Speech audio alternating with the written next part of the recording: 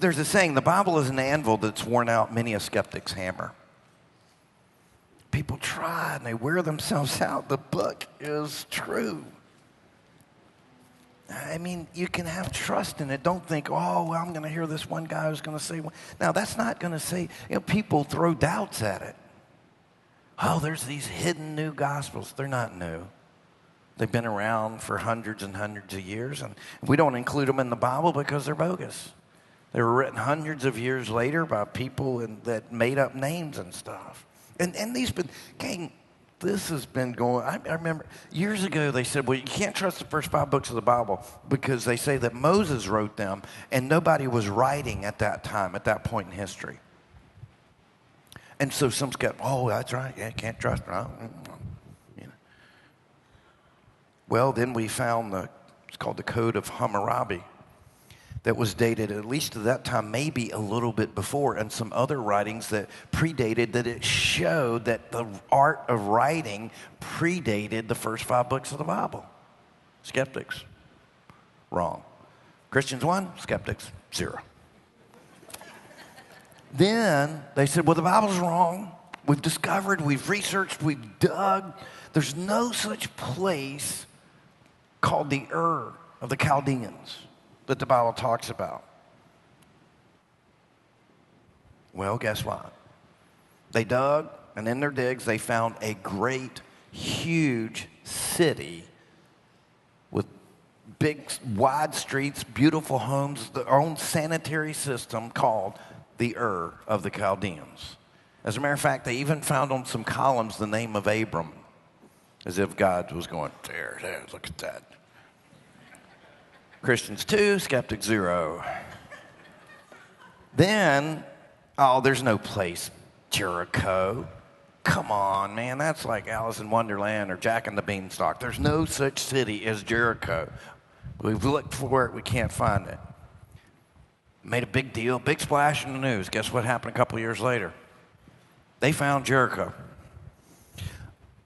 Although it was interesting that all the cities they had discovered before then had walls. Jericho didn't have any walls. As a matter of fact, they looked at them and they figured out that they all collapsed in an instant. You know, like the Bible talks about?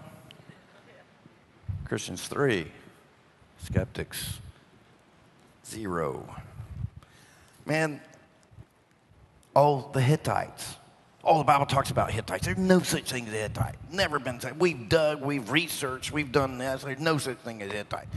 Again, made a big thing in the news. No such thing as, you can't trust the Bible. It talks about Hittites. There's no such thing as Hittite. Guess what they found? Oh, they found a whole region of Hittite stuff.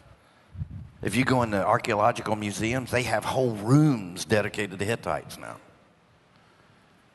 Christians 4, skeptics 0.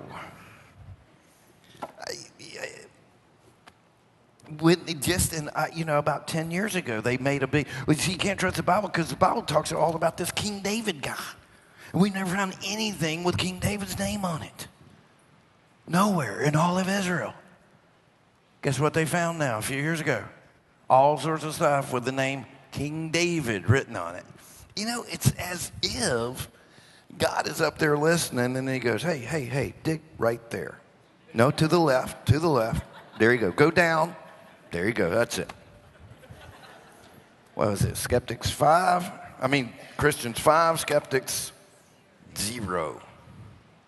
And then, of course, all the scientists knew that biblical Christianity was wrong. Why? Because they knew the world was flat. But the Bible said it was round. Like 2,700 years ago. In the book of Isaiah, chapter 40, verse 22, says, it is he that sitteth upon the globe of the earth. Friend, nobody been in space. Nobody even taken a plane ride at that time.